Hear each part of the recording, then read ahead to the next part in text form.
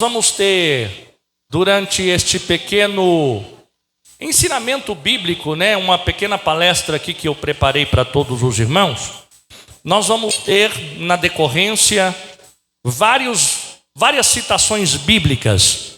Mas antes de nós darmos início, e desde já, eu peço a sua total atenção. Neste momento, se alguém falar com você, diga: quem está falando comigo agora é o Espírito Santo, amém? Peço sua total atenção, porque muitas das vezes, quando nós estamos em uma pregação, normalmente as pregações, elas são expostas de uma maneira um pouco mais dinâmica, com dinamismo. Porém, em uma palestra, o conteúdo assim nos dado, ele é trazido de uma forma um pouco mais didática. E quando nós estamos apresentando um conteúdo de uma forma didática, normalmente a nossa atenção, ela tem que ser ainda mais redobrada. Amém? Então peço intensa atenção dos irmãos. Nós estamos aqui mediante um tema muito interessante, muito impactante que nos foi proposto, que é o equilíbrio entre a igreja e a família. E eu começo com um texto base que está no livro de Josué, no capítulo de número 24 e no versículo de número 15. Somente a parte B do versículo, não precisa abrir a sua Bíblia. Se você quiser, na decorrência da palestra, abrir alguns versículos, mas a maioria já vão estar transcritos. E diz assim a palavra do Senhor: eu e a minha casa serviremos ao Senhor. Neste versículo, você que já conhece o texto, embora eu não vou expressar aqui nenhuma exposição e nenhum contexto textual, mas Josué expressou para todo o povo de Israel que ele não iria servir a Deus sozinho, mas que ele iria servir ao Senhor juntamente com a sua casa e juntamente com a sua família. E é justamente sobre este tema que nós queremos aqui argumentar e compartilhar com os irmãos. O equilíbrio entre a igreja e a família. Servir a Deus sem negligenciar o nosso lar. Pode passar para o próximo, fazendo favor. Eu quero aqui nesta introdução compartilhar com a igreja. Nós vivemos em um tempo em que o tempo em que vivemos está dominado por extremos.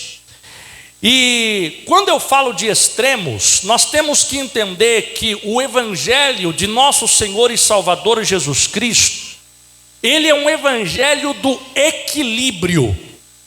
O nosso Senhor Jesus, ele pregou equilíbrio em tudo. Se nós analisarmos as palavras do Senhor Jesus, os ensinamentos do Senhor Jesus, em todos os âmbitos que ele nos ensinou, nós vamos entender que o evangelho de Jesus é um evangelho que pregou o equilíbrio. Eu vou dar um exemplo para você do que às vezes muito acontece hoje em dia. Vou abrir aqui um parênteses nessa introdução para que você entenda o que é extremismo. Tem muita gente hoje em dia que está no evangelho e diz: Deus só quer o coração. Isso é um extremismo. Por quê? Porque a partir do momento em que eu digo que Deus, ele só quer o meu coração, e eu posso viver do jeito que eu quiser, eu posso fazer o que eu quiser, falar o que eu quiser e ter o comportamento que eu quiser, porque afinal, se o meu coração crê em Deus, já está tudo certo comigo. Isso é um extremismo. E depois nós temos o extremismo do outro lado, em que algumas pessoas acreditam até hoje que Deus só quer o corpo.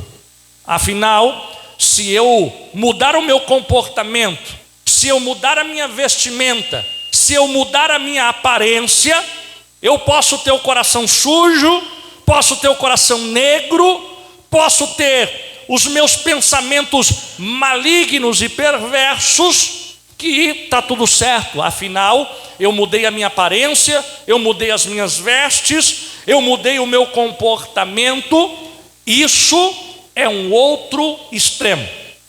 Jesus, ele é contra os extremos. Jesus, ele prega o equilíbrio. Nós temos que santificar o corpo, a alma e o espírito. E eu não posso usar a minha aparência para esconder o que eu tenho dentro, e nem tampouco eu posso viver de qualquer maneira em detrimento de que o meu coração está limpo. Então nós temos que ter cuidado, porque nós estamos vivendo um tempo de extremos. E entrando no assunto em que nós aqui estamos, que nos foi proposto, nós sabemos que existem pessoas que estão colocando a família acima de Deus, abandonando a comunhão com a igreja, e outros que estão dedicando todo o tempo à família e todo o tempo à igreja, melhor dizendo, e acabam negligenciando os seus cônjuges, acabam negligenciando os seus filhos e acabam negligenciando o seu lar. Então eu quero aqui nesta introdução propor para você: Jesus não se agrada com os extremos. Jesus, ele quer uma vida de equilíbrio. Nós não podemos idolatrar a família a um ponto de colocar a família acima de Deus, e nem tampouco nós podemos negligenciar a igreja, que é o corpo de nosso Senhor e Salvador Jesus Cristo. Entretanto, amados irmãos, Deus, ele nunca estabeleceu uma competição entre a igreja e a família. Muito pelo contrário, a família, ela foi criada por Deus antes da igreja. E a igreja, ela existe para fortalecer as famílias. Então nós temos que entender que uma igreja forte é uma igreja formada por famílias fortes. E o verdadeiro equilíbrio, ele vai existir, ele consiste em servir ao Senhor com excelência, sem abandonar as responsabilidades familiares. Pode agora ir para o próximo tópico. Vamos iniciar. Deus, ele instituiu em primeiro lugar a nossa família. Quando nós lemos em Gênesis, no capítulo 2, dos versículos 18 até o versículo 24, nós vamos ver que antes de existir Israel, antes de existir a lei, antes de existir o sacerdócio, antes de existir a igreja, o que Deus criou? Deus criou a família. Deus criou o casamento. A família, ela é a primeira instituição divina criada por nosso Deus. Então nós temos que entender, mediante a isso, que se Deus criou a família em primeiro lugar, então isso demonstra que Deus, ele valoriza profundamente o lar. Deus valoriza profundamente a família. Então nós temos que entender que nenhum ministério substitui o papel do marido, nenhum ministério substitui o papel da esposa, nenhum ministério substitui o papel dos pais, nenhum ministério substitui o papel dos filhos. O ministério jamais ele pode substituir as responsabilidades que nós temos dentro da nossa casa, dentro do nosso lar e dentro da nossa família. É possível ganhar muitas almas e perder a nossa própria família. Quantos, amados irmãos, que nós temos visto hoje em dia. Eu tenho um pouco mais de 30 anos no ministério, E eu me lembro, amados irmãos, que quando eu ainda estava na minha adolescência, os meus 15, 16, 17 anos, eu já tive amizades com muitos filhos de pastores. Eu era como os irmãos aqui, um músico que tocava no grupo dos jovens, ainda começando a estudar, ainda começando ali a ouvir pouco a pouco o chamado de Deus. E eu já vi, amados irmãos, muitos filhos de pastores com a mesma idade que eu, saindo da presença de Deus e dizendo a seguinte frase: eu não quero o Deus do meu pai, eu não quero o Deus da minha mãe, porque esse Deus, ele tem tirado o meu pai de mim. Esse Deus tem feito a minha mãe e o meu pai se transformar em uma figura que, ao invés de me amar, me causa traumas. Isso eu já vi, eu já presenciei. Alguns que hoje, com a minha idade, até hoje ainda não voltaram para a presença de Deus. E filhos de pastores. E os pais estão aonde? Ganhando almas. Os pais estavam aonde? Em um altar, pregando a palavra. Os pais estavam aonde? Evangelizando, cumprindo os afazeres ministeriais. E onde estava a sua família? Estava sendo perdida. Então, amados irmãos, nós temos que ter muito cuidado, porque infelizmente é possível ganhar almas e perder a nossa própria família. Vamos para o número 2. A igreja, ela fortalece a família. Então o assunto aqui, é falar sobre o equilíbrio. Eu vou falar isso para vocês por várias vezes. Jesus, ele prega o equilíbrio em tudo. Então vamos falar um pouco sobre a igreja fortalecendo a família. Tem um texto muito interessante que está em Efésios, no capítulo de número 5 e nos versículos 22 e 23. Não precisa abrir, eu leio para você, que diz assim a palavra do Senhor. O lar cristão, o marido e a mulher, Efésios 5, do 22 ao 23. Diz assim a palavra do Senhor. No 21, sujeitem-se uns aos outros no temor de Cristo. Esposas, que cada uma de vocês se sujeite ao seu próprio marido como ao Senhor, porque o marido é a cabeça da esposa, como também Cristo é o cabeça da igreja, sendo ele próprio o Salvador do corpo. Como, porém, a igreja está sujeita a Cristo, assim também a esposa se sujeite em tudo ao seu marido. 25, maridos, que cada um de vocês ame a sua esposa, como também Cristo amou a igreja e se entregou por ela, para que a santificasse, tendo-a purificado por meio da lavagem de água pela palavra. Eu quero completar a leitura em Efésios capítulo 6, versículo do 1 ao 4, que diz: filhos, obedeçam a seus pais no Senhor, pois isso é justo. Honre ao seu pai e à sua mãe, que é o primeiro mandamento com promessa, para que tudo corra bem com você e você tenha uma longa vida sobre a terra. E vocês, pais, não provoquem os seus filhos a ira, mas tratem de criá-los na disciplina e na admoestação do Senhor. A palavra do Senhor, ela está aqui nos aplicando a função, a posição de cada um dos componentes de uma família dentro de um lar. Quando a palavra do Senhor inicia dizendo sobre a sujeição da esposa ao seu marido, como também ao Senhor, aqui não está falando de maneira nenhuma, e muitos deturpam a palavra, tanto para o extremo da esquerda, quanto para o extremo da direita, e eu vou voltar a falar para você, Jesus pregou o equilíbrio.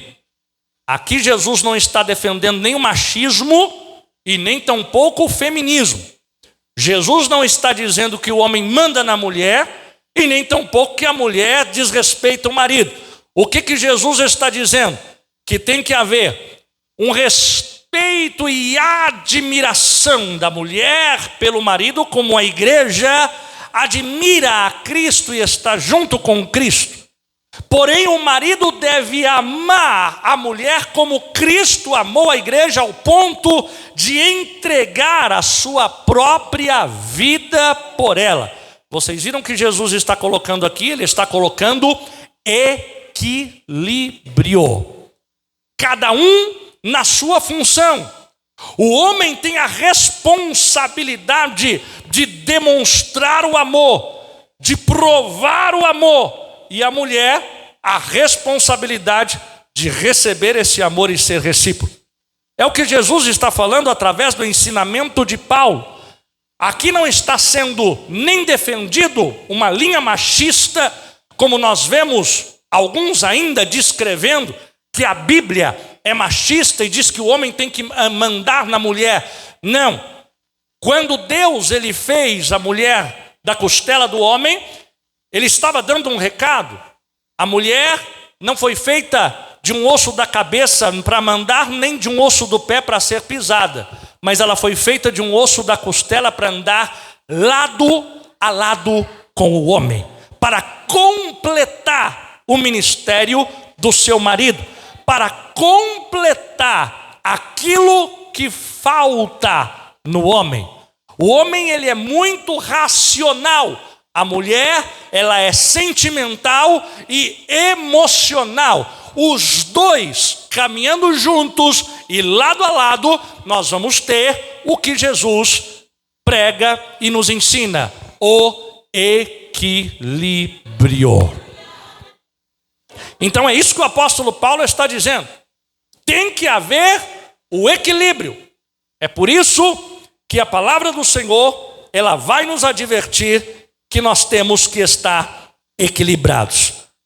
E no capítulo de número 6, vai falar um pouquinho sobre os filhos. Obedeçam aos seus pais no Senhor, pois isso é justo. Honre ao seu pai e à sua mãe, porque é o primeiro mandamento com promessa. Olha que coisa linda e maravilhosa. É como eu sempre costumo dizer sobre princípios. A Bíblia, ela estabelece para nós alguns princípios.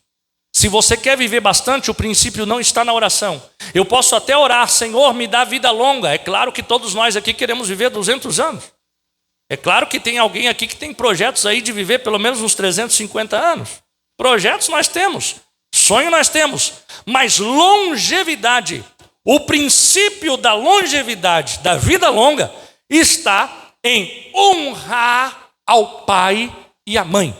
Se você honra o pai e a mãe, pode ter certeza, está na palavra de Deus uma promessa sobre a sua vida. Você vai viver muitos anos nesta terra. E vocês, pais, não provoquem aos seus filhos a ira, mas tratem de criá-los na disciplina e na admoestação do Senhor. Tem muita gente que também deturpa esta palavra. O que é não excitar a ira aos teus filhos? É deixar de admoestá-los com amor no Senhor. Disciplina e admoestação. O que é disciplina? A doutrina. E quando eu falo em doutrina, irmãos, eu não estou falando em uso e costume. Quando eu falo em doutrina, eu não estou falando em vestimento, eu não estou falando em aparência, eu estou falando em um compêndio de regras que o Senhor Jesus estabeleceu para vivermos bem e para um dia irmos morar no céu. Isso é doutrina. Doutrina é um compêndio de regras que estão aplicados pela palavra para que nós venhamos ir morar no céu. Então, admoestar os filhos no Senhor, admoestação no Senhor é com amor. Não é simplesmente falar não. Não é simplesmente falar não quero, não pode, não faça. E não explicar o porquê e não mostrar o caminho. Porque Jesus, antes dele falar não, ele mostrou o caminho. Aqui está o caminho bom, aqui está o caminho mau. Eu sou o caminho, a verdade e a vida. Quem vem a mim vai encontrar o Pai. Jesus, ele mostrou, ele provou o que era bom, o que era mal, e deixou nas mãos dos discípulos: se vocês quiserem o bem, me sigam. O que os discípulos fizeram? Seguiram a Jesus forçadamente? Alguém obrigou os discípulos e disseram: se vocês não seguir, vocês vão ser mortos? Não, pelo contrário, eles seguiram Jesus prazerosamente, porque eles entenderam qual era o caminho. E é isso que significa admoestar os filhos no temor, criá-los na disciplina e admoestá-los no temor. Então essa palavra ensina como o marido deve amar, como a esposa deve respeitar, como os filhos devem ser criados e como viver na unidade. A igreja, ela não destrói as famílias. Quando a igreja é saudável, a igreja, ela restaura as famílias. Vamos para o próximo. O perigo dos extremos. Primeiro extremo, a família se torna desculpa para abandonar a igreja. Você já viu esse primeiro extremo aqui? Eu não posso ir no culto, por quê? Porque eu estou com a família vem antes da igreja. Obviamente, a família vem antes da igreja. Mas aí ele não vem no culto, ele não cumpre com os compromissos ministeriais, ele não ora, ele não jejua, ele não se santifica, ele praticamente está desculpa o teor da palavra, mas praticamente está desviado. E aí ele diz: não, é porque eu estou cuidando da família. Então nós temos que entender o primeiro extremo. A família acaba se tornando desculpa para abandonar a igreja. E nós temos que entender que quem ama a Deus entende a importância de ter comunhão com Ele. Nós temos que entender que se nós primeiramente não tivermos comunhão com Deus e não colocar a nossa família, a nossa casa nas mãos de Deus e na direção de Deus, nós corremos o risco de ver o nosso barco afundar. Então esse é o primeiro extremo. Sem alimento espiritual, sem a comunhão, sem a koinonia, sem congregar, sem estar num relacionamento entre os irmãos, entre o corpo de Cristo, a família enfraquece. Então nós temos que entender aqui esse primeiro extremo. É um primeiro extremo, porque tem muita gente, e eu já passei por vários lugares aí para fora, que o pessoal tinha gente que vai na igreja uma vez por mês. Não, eu estou cuidando da família. É certo cuidar da família? Obviamente que sim. Mas por causa da família, tem que abandonar a igreja? Obviamente que não. Então nós vamos para o segundo extremo. O segundo extremo é quando a igreja se torna em uma desculpa para abandonar a família. E aqui outro extremo muito perigoso. Vocês vão ouvir eu falar várias vezes até o final desta palestra. Jesus pregou o equilíbrio. O evangelho é um evangelho de equilíbrio. Porque o primeiro extremo, não quero saber da igreja, porque a família que em primeiro lugar negligencia o ministério, negligencia a igreja, negligencia o corpo, negligencia a missão de Cristo, negligencia o propósito de Cristo de estabelecer a sua noiva na terra. O segundo extremo, eu não tenho tempo para a família, por quê? Porque eu estou na igreja. Está negligenciando a primeira instituição que Deus criou, que é a família. Então existem pessoas, vivem em reuniões, vivem em eventos, vivem em atividades, mas não tem tempo para conversar com os filhos. Nunca jantam com a família.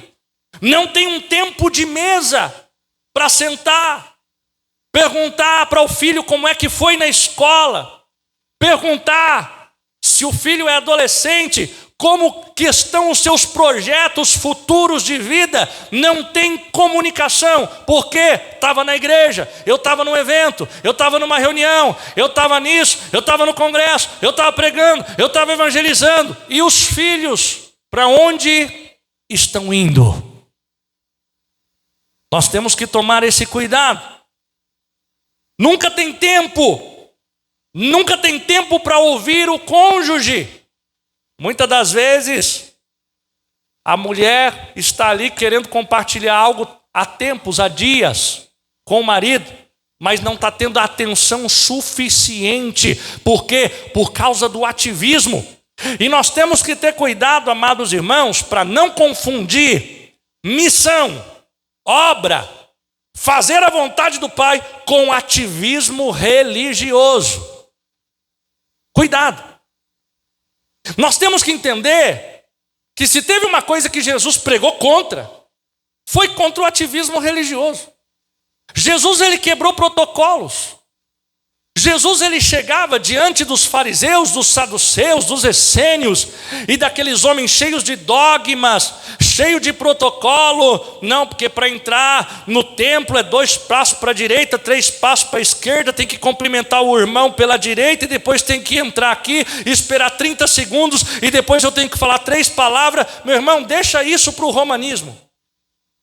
Deixa isso para as religiões.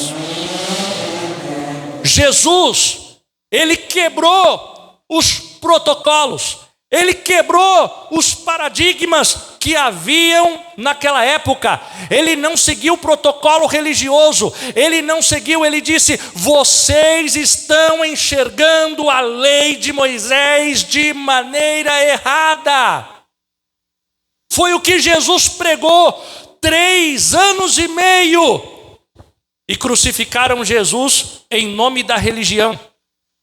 Mataram Jesus em nome do ativismo.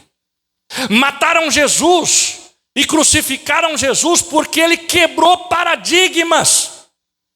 E nós temos que entender, não vamos ficar envolvidos mais com o ativismo religioso. A igreja, como corpo, ela tem a sua importância. Mas o ativismo religioso, meus irmãos, nós temos que entender que a nossa família, ela precisa da nossa atenção. Muitas das vezes a esposa quer compartilhar algo, não tem tempo. Muitas das vezes o esposo precisa compartilhar algo, não tem tempo. É só ativismo, é só atividade, é só ativismo religioso. Não tem tempo para a família, não tem um dia que tira para poder o cônjuge ouvir um ao outro, não tem um tempo que tira para poder ouvir os filhos, para poder sair, poder passear. Ô meus irmãos, dia de folga não é pecado não. Um passeio com os filhos é saudável.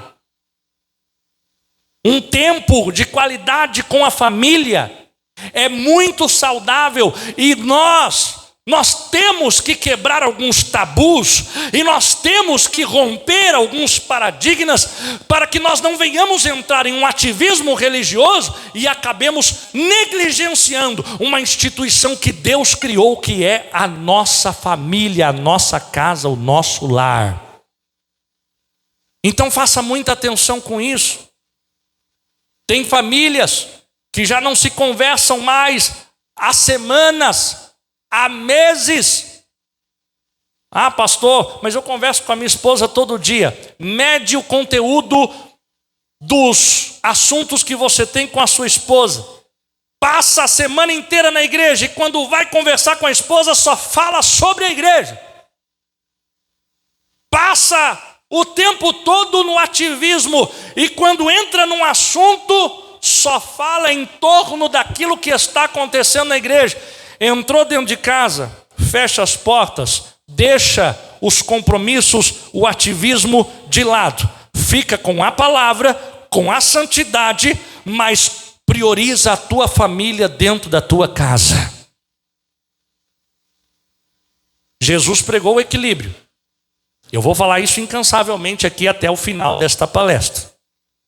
Então nós temos que entender que isso não agrada a Deus. Isso. O ministério, ele começa dentro da nossa casa. Todos conhecem esse trecho bíblico de 1 Timóteo, capítulo 3, versículo 4 e 5. Aquele que não cuida dos seus, e principalmente os da sua família, o que acontece? O que aconteceu? Negou a fé e é pior do que o infiel. Irmãos, isso é uma palavra muito forte. Paulo está afirmando que quem não governa bem a sua casa não está preparado para cuidar da igreja. Quem não governa bem a sua casa, quem não tem a sua casa em ordem, não está preparado para organizar a igreja. Quando nós lemos em segundo livro de Crônicas, no capítulo de número 20, nós vamos ver a doença do rei Ezequias. E Isaías chegou até Ezequias e falou assim para ele: essa doença é para a tua morte, tu vai morrer. Põe a tua casa em ordem, porque morrerás e não viverás. Meus irmãos, até para morrer, um rei tinha que colocar a sua casa em ordem. Quanto mais para nós fazermos a obra de Deus, quanto mais para nós estarmos diante do altar do Senhor, quanto mais para nós oferecermos um verdadeiro sacrifício de adoração diante da presença do Senhor. A Bíblia não está pedindo perfeição, mas a Bíblia, ela pede responsabilidade. Porque o primeiro campo missionário, o nosso primeiro campo missionário é a nossa casa, é a nossa família. Eu não posso me preocupar com a igreja, com o bem-estar da igreja, mais do que com o bem-estar da minha esposa. Eu não posso me preocupar mais com o ativismo do que com como está o meu lar, como está a minha família. E quando eu falo em ativismo religioso, eu não estou falando em vida com Deus, eu estou falando nas atividades que envolvem o evangelho. Porque tem muita gente que pensa que para ter vida com Deus é somente durante a atividade. Meu irmão, o culto acaba, é aí que começa a minha vida. Porque durante uma atividade todo mundo é crente. Durante uma atividade todo mundo dá glória. Se um ateu entrar ali com terno e gravata e cada mensagem que eu falar ali dá glória a Deus, ninguém vai saber que ele é ateu. Porque aqui todo mundo é crente, aqui todo mundo tem cara de crente, aqui todo mundo parece crente, aqui é fácil. Durante o ativismo está tudo certo. A questão é quando o culto acaba aqui, quando a porta da igreja fecha aqui, é aí que começa a nossa vida com Deus. Então isso nós temos que entender. Jesus nunca pediu perfeição, porque Ele sabe que nós somos imperfeitos. Mas uma coisa, a palavra de Deus ela nos pede responsabilidade. Próximo.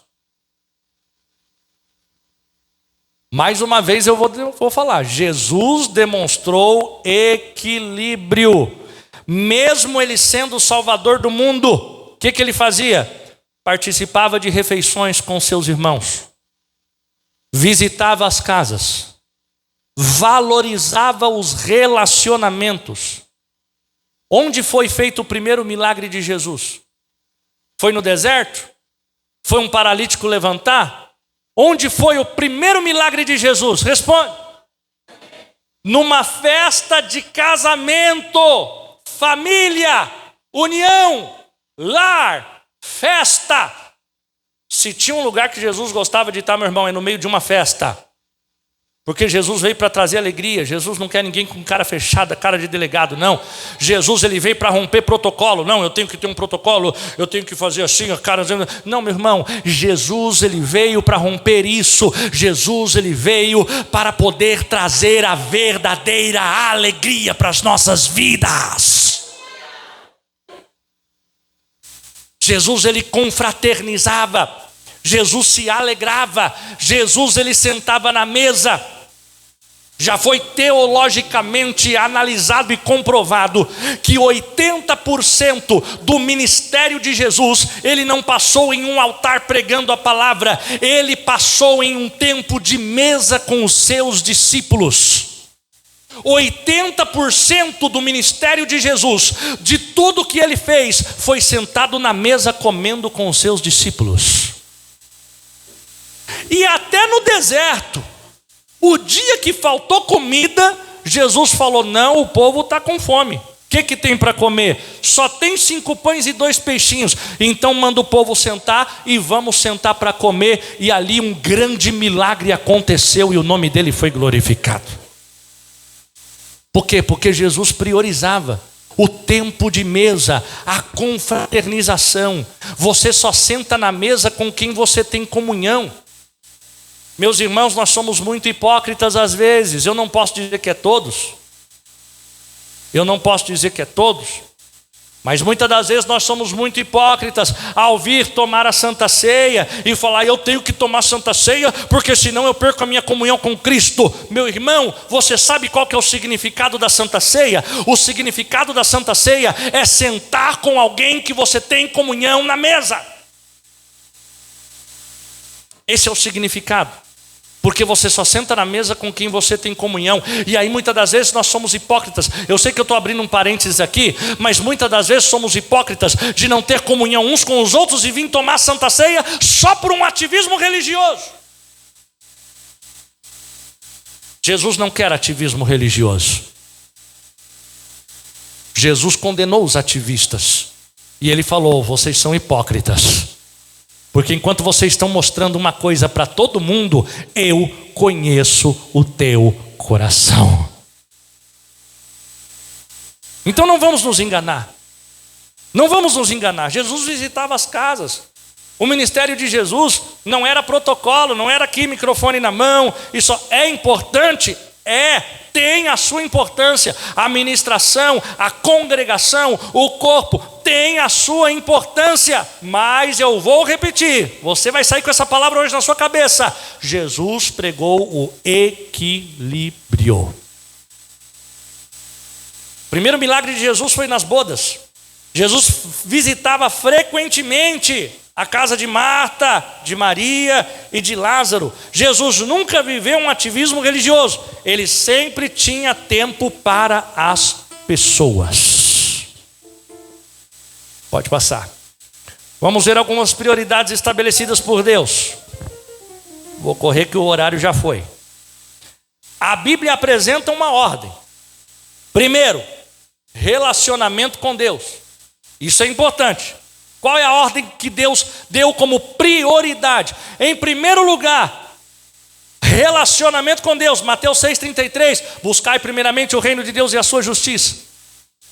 Amai a Deus acima de tudo e de todas as coisas. Primeiro lugar, relacionamento com Deus. Segundo lugar, família. Marido, esposa, filhos, pais. Primeiro, Deus. Segundo lugar, família. Em terceiro lugar, o serviço cristão. Quem cuida da comunhão com Deus e da família vai servir melhor a igreja. Se você tem comunhão com Deus e a sua família está em plenos cuidados, você vai ter melhor comunhão com a igreja. Pode passar. Como encontrar esse equilíbrio? Organize o tempo. Nem tudo é urgente. Nem tudo exige a nossa presença. Jesus ele também dizia, está lá em Marcos 6,31, vamos descansar um pouco, vamos repousar, é hora de descansar. Deus, o Deus soberano, ele não precisa descansar. Mas quando Deus criou o sábado e ordenou, ninguém trabalha, ninguém se mexe. Sabe por que Deus foi ao extremo com o povo de Israel? Porque o povo de Israel era teimoso. O povo de Israel era muito teimoso. Deus criou o mundo em 6 dias. Só que ele estabeleceu um dia, O sétimo, e ele disse: esse dia é dia de descanso. O que Deus está falando? Trabalhar em atividade todos os dias, sem você tirar um dia de descanso e sem tirar um tempo para a tua casa, você está indo na contramão do propósito de Deus. Quantos pastores hoje em dia que não tiram folga? Quantos obreiros missionários? Eu não estou falando tirar folga de Deus, eu estou falando tirar folga do ativismo religioso. Orar, meu irmão, eu tenho que orar todo dia, senão não tem comunhão com Deus. Assim como eu tenho que cuidar da família todos os dias, senão eu estou negligenciando a mim mesmo. Porém, os ativismos, as atividades no geral, responsabilidades administrativas, isso eu tenho que dosar o meu tempo, porque eu tenho que cuidar de mim como corpo de Cristo e eu tenho que cuidar da minha família. Então Jesus já dizia, tem que ter o repouso. Como nós podemos equilibrar? Dialogando com a família. Casais precisam ter comunicação. Precisa haver comunicação dentro de um lar. O que está acontecendo? Como você está se sentindo? Como foi o dia? Como está? Porque isso abrange o nosso emocional, o nosso psicológico. A falta de comunicação, ela nos leva a catástrofes futuras. Os filhos precisam ser ouvidos. Famílias precisam orar juntas. Quantos hoje em dia que já não fazem mais o culto no lar, já não oram mais juntos? Quantos hoje em dia que já não tem mais aquele momento de um devocional com Deus junto com a sua família? Se você só cultua quando você vem na igreja, eu sinto lhe dizer, você está virando um ativista religioso. Se não tem mais um momento de comunhão com a família, o culto no lar, isso é muito importante, é necessário ter esse momento de oração junto dentro de casa. Servir a Deus juntos, levar os filhos à igreja, envolver a família no ministério, evangelizar juntos. A primeira igreja começa em casa e muitos têm negligenciado e apenas olhado para os protocolos. Mas o Senhor está dizendo hoje aqui, Ele quebrou protocolos, Ele quebrou paradigmas e Ele prega o equilíbrio. Por isso que Josué declarou, eu e minha casa, não é somente eu. Eu vou servir a Deus, eu vou fazer a obra de Deus, eu vou fazer a vontade de Deus, eu vou estar na presença de Deus, mas a minha casa vai estar também. Meu cônjuge vai estar também, meus filhos vão estar também. Outro passo, saber dizer não. Nem todo convite precisa ser aceito. Quando eu e minha esposa éramos recém-casados, né, amor? A gente achava que Deus ia cobrar por qualquer coisa. E nós queríamos abraçar o mundo. Queríamos abraçar tudo. Não descansávamos para nada, não tinha tempo para nada. Nada, era uma correria doida, uma loucura extrema. Nós tínhamos o quê? 2 ou 3 anos de casado, acho que algo assim. E já, isso, em Portugal. Acho que uns 3 anos nós tínhamos de casado, nós já estávamos aqui, ó, no limite extremo. Até que um dia nós dirigíamos ali a igreja de Portugal, e um pastor foi lá, muito experiente, pastor Odair Gomes, homem de Deus, um homem de Deus no nosso ministério. Ele foi lá em Portugal, no primeiro dia ele pregou e ele ficou só assistindo. Ele ficou olhando, ele ficou observando. No segundo dia ele fez o que tinha de fazer. No terceiro dia, que era o dia dele ir embora, ele entrou no escritório, sentou na cadeira do pastor, fechou a porta e falou, vocês dois sentam aí. Agora eu vou falar como pastor. Agora você não é o pastor aqui agora sou eu. Ele olhou assim para nós e falou, vocês estão cansados. Tirem tempo para vocês. Nem tudo Deus vai cobrar. Nem tudo vocês têm que querer abraçar o mundo. Não, acalmem, parem, dosem o seu tempo. Porque Jesus, ele pregou equilíbrio. E nós ouvimos aquele conselho. Nós não tirávamos um dia de descanso, né? Era uma loucura total. E não dá. Chega um momento que nós cansamos.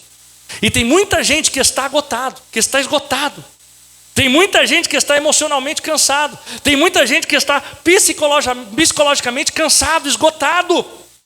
Já não está dando mais, já não está rendendo mais nada, nem na vida laboral, nem na vida sentimental, nem na vida emocional, nem na vida psicológica, nem na vida familiar e nem tampouco no ministério. Cansado, é hora de descansar, descansa. E é daí que surge essa principal enfermidade do século 21, que é a depressão.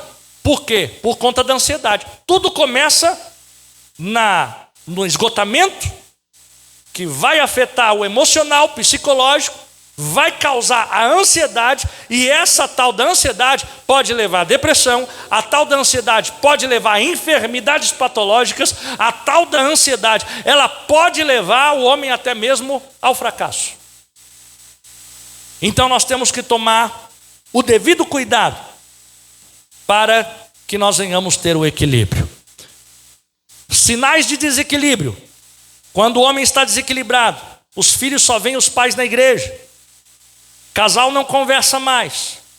Todo dia de folga é ocupado por atividades. O lar está perdendo a alegria e a família está se sentindo esquecida. É hora de reorganizar as prioridades. É hora de reorganizar o que está em primeiro lugar: Deus, família, atividade. Número 9. E os benefícios do equilíbrio? Quem tem uma família equilibrada produz filhos firmes na fé. Quem tem uma vida equilibrada e uma família equilibrada, o casamento está saudável. O ministério é duradouro. O testemunho é bom diante da sociedade.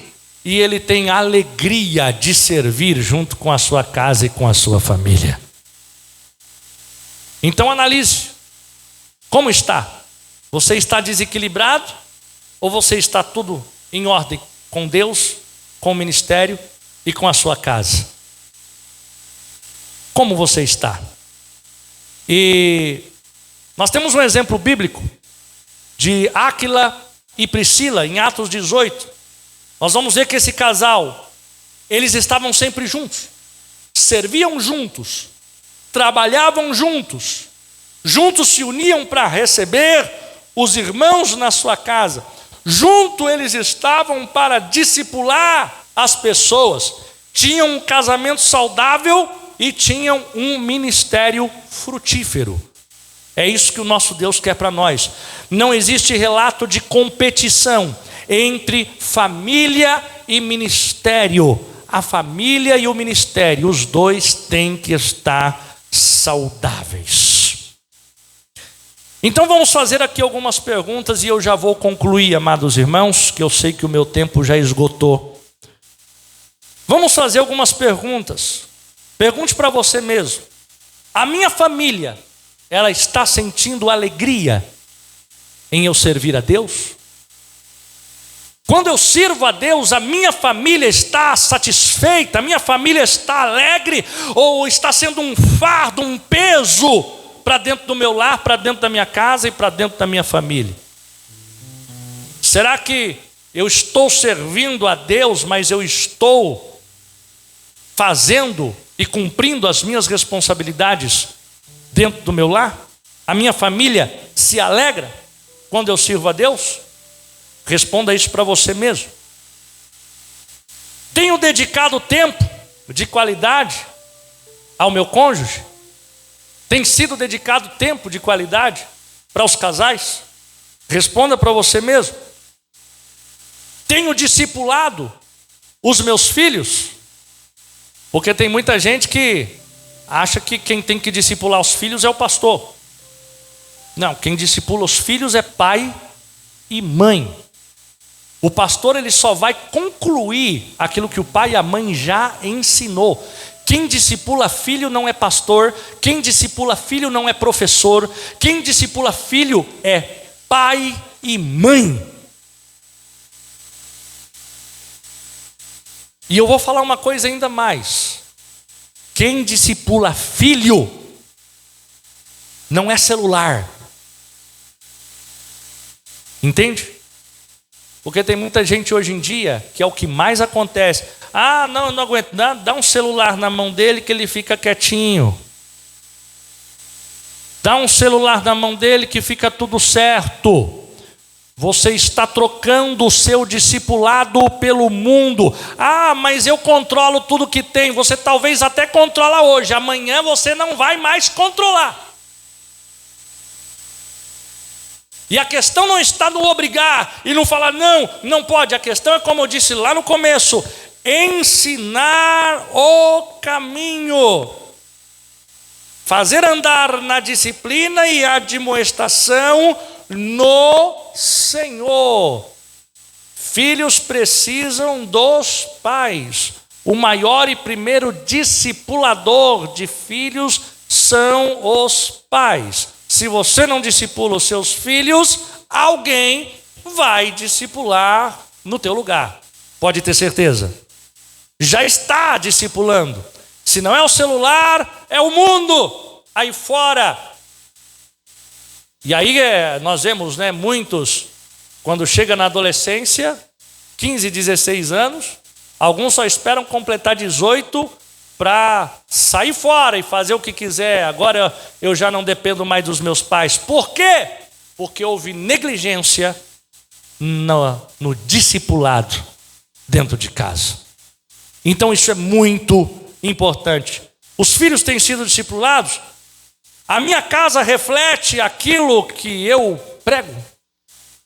A minha casa é aquilo que eu prego. Eu prego o que eu vivo, vivo o que eu prego. A minha casa é o que eu prego. É uma pergunta para nós. Eu estou usando a igreja como desculpa para fugir das responsabilidades familiares? Faça essa pergunta para você mesmo.